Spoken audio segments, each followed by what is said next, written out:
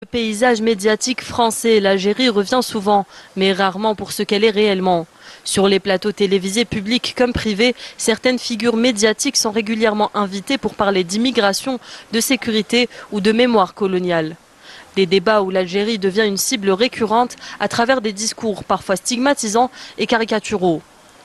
Parmi ces personnalités, Éric Zemmour occupe une place centrale. Condamné à plusieurs reprises par la justice française pour incitation à la haine et injures racistes, il a longtemps bénéficié d'une exposition médiatique massive. Ses prises de position associent régulièrement immigration, Algérie et déclin national, dans une rhétorique désormais bien connue. Ce que je condamne, c'est l'ultra-racaille, l'ultra-immigration. Et je dirais l'ultra-foutage de gueule des médias et des politiques dans cette histoire. C'est-à-dire qu'il faut que ces jeunes, comme le reste de l'immigration, ne viennent plus tous. Pas tous. Tous, Christine, tous. Pourquoi? Mais parce qu'ils n'ont rien à faire ici, je vous le répète. Et s'ils sont souffrants ils sont voleurs, ils sont assassins, ils sont violeurs, c'est tout ce qu'ils sont. Certains médias français n'informent plus. Ils stigmatisent, désignent des boucs émissaires et nourrissent jour après jour un climat de rejet et de peur.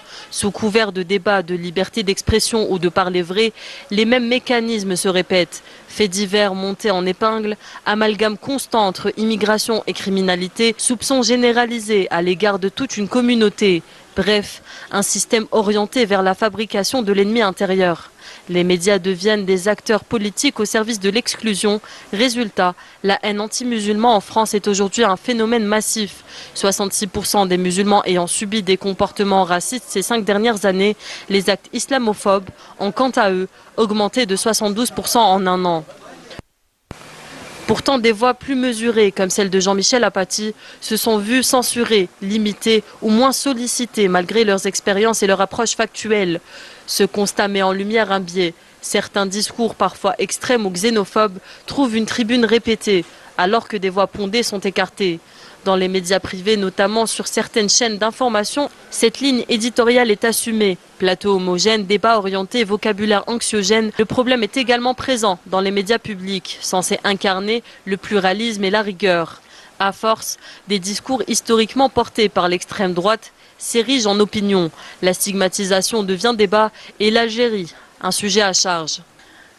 La question est aujourd'hui éthique et démocratique. Il s'agit de revenir aux bases.